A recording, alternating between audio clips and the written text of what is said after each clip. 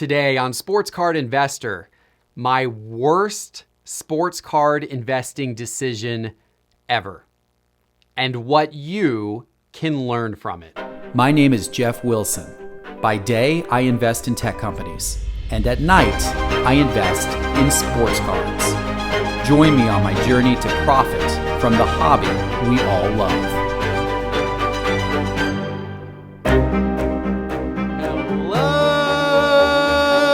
Hello, sports card investors, and welcome to another episode. I hope you are having an absolutely fantastic Labor Day weekend out there. I hope you're taking an extra day to relax, watch a little bit of sports, recharge for the upcoming NFL season, which is now just right around the corner. Isn't that awesome? And maybe you're getting to use a little bit of your weekend to look at your sports cards. Maybe you're thinking about what cards you want to invest in next.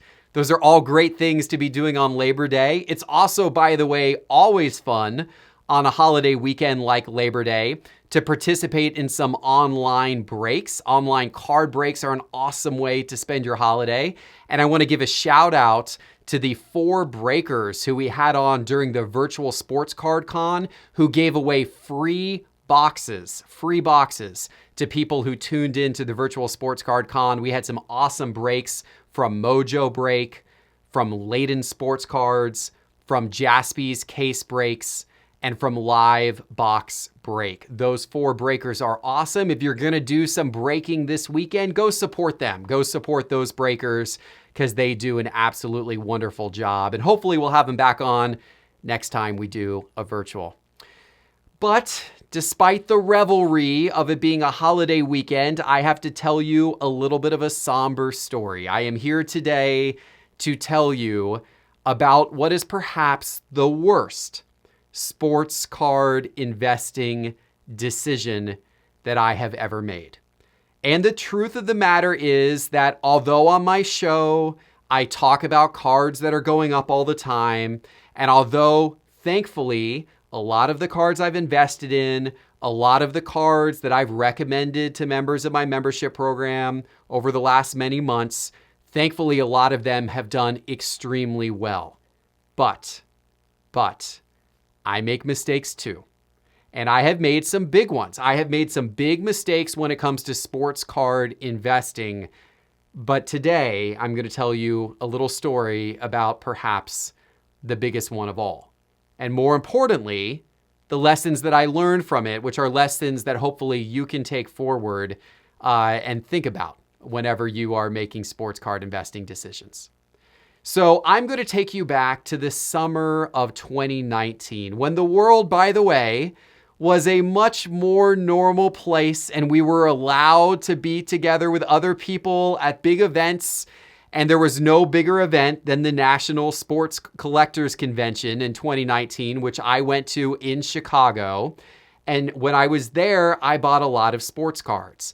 And I met one dealer at the National Sports Collectors Convention who had an unbelievable collection of Luca silver prism cards. Unbelievable collection. I'm talking well over 100. I think he had like 150.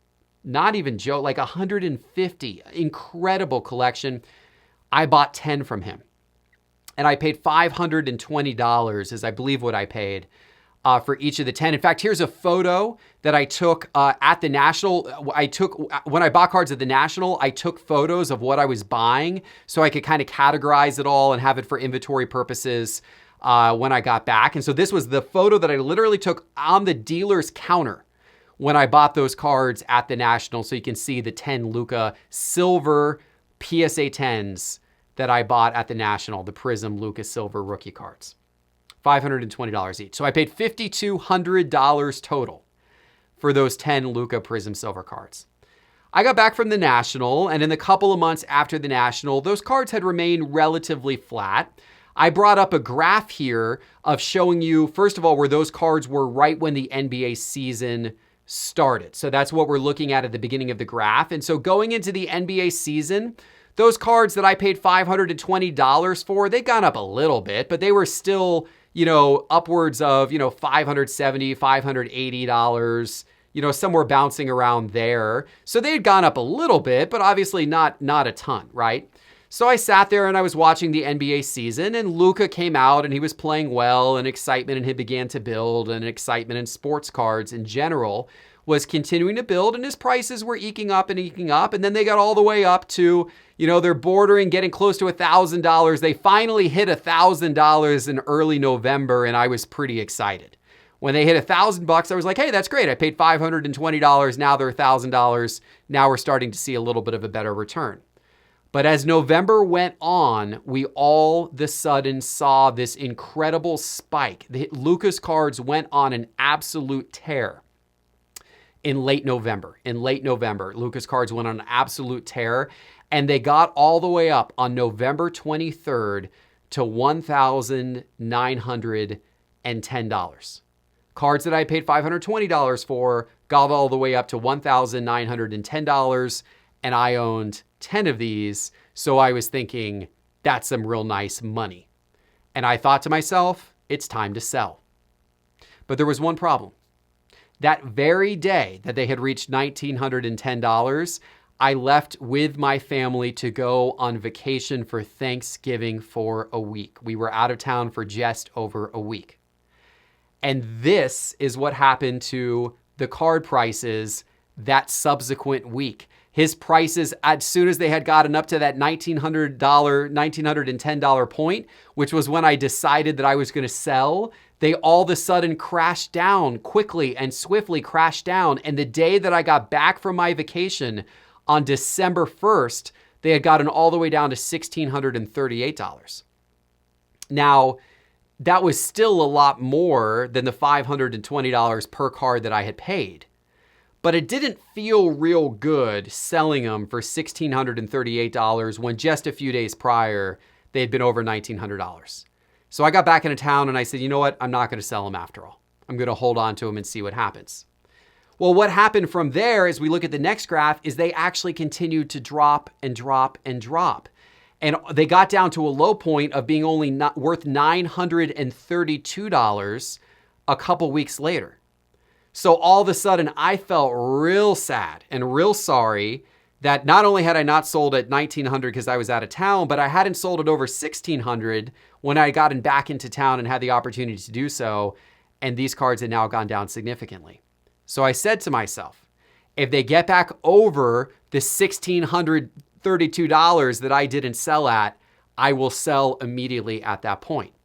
And so you can see here from the price graph that they stayed under that point for the next few months, but all of a sudden we got into early March and they started accelerating again, and they got up to $1,756 on March the 6th. And I said, I'm selling. And that day I sold. In fact, my sales of the card that day are built into that price of $1,756. I sold all 10 of my cards that day on eBay for right around that price. I was pretty happy at the time. I was like, okay, I did well. I got over three times my investment out of these cards. I'm happy they went back up to a level that I was happy to sell at. Then let's look at what happened since that point in time. Well, this was actually only about a week or so before the NBA actually paused its season, a little over a week before. So for a little while, I was actually feeling really good that I sold those cards when I did, because they actually dropped all the way down to about $1,300, a little below $1,400 when the NBA paused its season. So I was like, all right, I'm feeling pretty good. I got out of them at over $1,700. They're back down now under $1,400. I think I sold at the right time. Except look at the rest of the graph. Look at how Luca's cards then absolutely took off in the weeks and months ahead.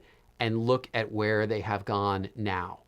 They actually went all the way up to a high of over $8,700, and they are now at $7,500 as of the most recent sales. $7,500. So let's do the math on that. I bought 10 of these cards for $5,200. I sold 10 of these cards for around $17,500. Take some fees off of that as well. Still did really well. But had I waited, I could have sold those cards today for $75,000. $75,000. But that's not the whole story. This story doesn't have quite that bad of an unhappy ending. Because when I got the money from those Luca cards, I cleared around $16,000 after fees. I immediately decided to reinvest it. And on April 1st, I invested that $16,000 in a Giannis Prisms rookie card from 2013 Prism and PSA 10. In fact, I did a video on this YouTube channel that very day where I explained my investment decision into that Giannis card. And I also made a very bold prediction, a prediction that this was back in April when the card was worth $16,000. I made a very bold prediction about where I thought the price of that card would go. Let's take a look. But the net result was I ended up buying the card for $16,000. My offer was accepted for $16,000. I'm very happy with this purchase. This to me is probably a 5 to 10 year hold.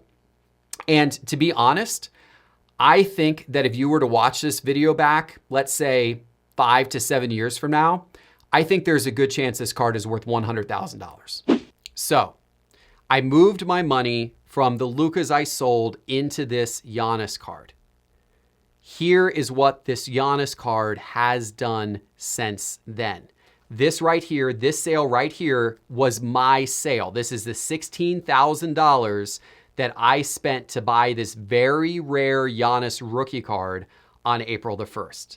That card has now gone up, with the most recent sale of the card being $42,934. So almost $43,000. So my $16,000 investment in this card has gone up to about $43,000 over the course of the last several months. That's a 168% increase. I am thrilled with the fact that I have seen such an increase in this card, but it's still not what would have happened if I had held on to those Luca cards. Because as I told you a moment ago, the Luca cards, had I sold them today, were worth $75,000, where this Giannis card is worth about $43,000. So it's still a pretty big loss compared to where it could have been.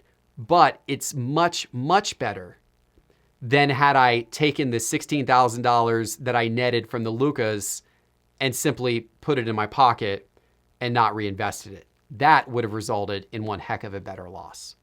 So this, sadly, is potentially my worst investment story ever. But I want to share a few lessons, a few observations from this story and what you can take away. The first thing is that I want to tell you this very loudly. Do not regret decisions when you take money and profit off the table. We can never perfectly time the market. We don't know what's going to happen.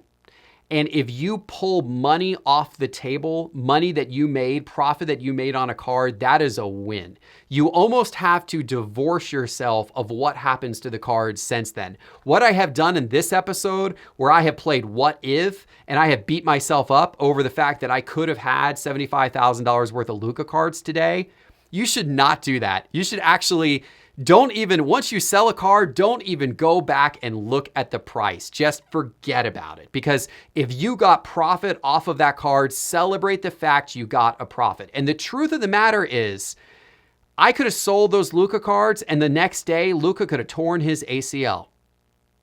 And what would have happened then? Those cards absolutely would not be worth $75,000 today. Those cards would not be worth anywhere close to what this Giannis card would be worth today. Those cards might not even be worth what they were on the day that I sold them, even though the basketball card market has gone crazy since then if Luca had torn his ACL. And sports cards are a risk. You are putting your financial stake in a player's health and a player's performance. And you do not know what is going to happen with that player's health and that player's performance. I guess you're also putting a stake in the player's like state of mind. Like you're investing and hoping that a person doesn't make bad decisions in their personal life that could cause them to get arrested or cause them to get cut from their team. So anytime you buy a card, you are risking your financial future on that player's future. So for that reason, if you can get out with profit and be happy with it. But the second thing I would say is when you get out with profit, where did you reinvest those chips? Where did you take that money and put it back in? Because the way that the market has been, especially recently, if you just simply take the money out and you don't put it back in, that's where you could start to end up with a little bit bigger regret. And thank goodness I reinvested that money pretty much right away in this Giannis card, because I'm less regretful today than I otherwise would have been if I had just kept that money on the sideline the entire time.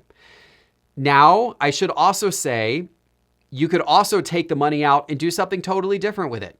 If you aren't sure about the long-term viability of the sports card market, then maybe you invest it in other means. Maybe you buy real estate with it. Maybe you buy stocks with it. There's other ways to invest. You could buy cryptocurrency. You could simply, you could put the money in other forms of investment, right? But the bottom line is, if you're treating this like an investment, you ideally want to be moving your money from investment to investment so you feel like your money is always working for you instead of putting your money on the sidelines and then eventually regretting it. The third thing that I will say is that this is all part of the game. This is all part of the game. I'm sure you probably have some stories like the one I just told. Maybe the dollars aren't as big. I hope for your sake, the dollars aren't as big where you're like, oh my gosh, I can't believe I lost all these tens of thousands of dollars by selling this card too early. But I'm sure you have these stories. Every sports card investor has these stories. It is part of the game. And when I hear a sports card investor lamenting what happened and telling me the story, I like to say, okay, but how's your portfolio doing overall? Did you make profit on those cards that you sold? Yeah, you sold them too early, but did you make profit? Hey, that's great. Let's celebrate that. And how is your overall sports card portfolio doing? Is it going up? Is it doing well? Is it profitable? Then let's celebrate that too. Let's celebrate the fact that you were able to invest your money in wise ways, that you were able to make profit. Don't beat yourself up about the what ifs. Celebrate the profit, and hey, first and foremost, celebrate the fact that you were able to profit from the hobby that you love. There is not many people out there in the world who have the luxury of being able to have a hobby, something that they find to be fun, collecting, getting these cards, the thrill of doing the investing. There's not many people that have that luxury and also are able to turn it into a highly profitable endeavor. So if you're able to make profit while enjoying the hobby that you love, then it's always a win, no matter what happens. So please keep those things in mind. And by the way, if you want to see how your collection is growing in value every day, and you want to see how much profit you are actually making across your entire collection, there is no better way to do that than our Market Movers data platform. And the My Collection feature in our Market Movers data platform allows you to input your entire collection and see how the prices are changing. It's one of the most powerful features, and it's a feature that we're continuing to add to and build on and enhance all the time. It's only getting better and better. I would love to have you try out Market Movers and try the My Collection feature. I think you're really going to like it. For more information, go to sportscardinvestor.com and click Market Movers in the main menu bar. And now, ladies and gentlemen, get back to your Labor Day weekend. Have an absolutely fantastic holiday. I hope you have a great time. I appreciate you giving me a little of your time this holiday. Go do a couple of card breaks. Have yourself a great time. Enjoy your cards, and I'll see you back in a few days with my next episode. Take care.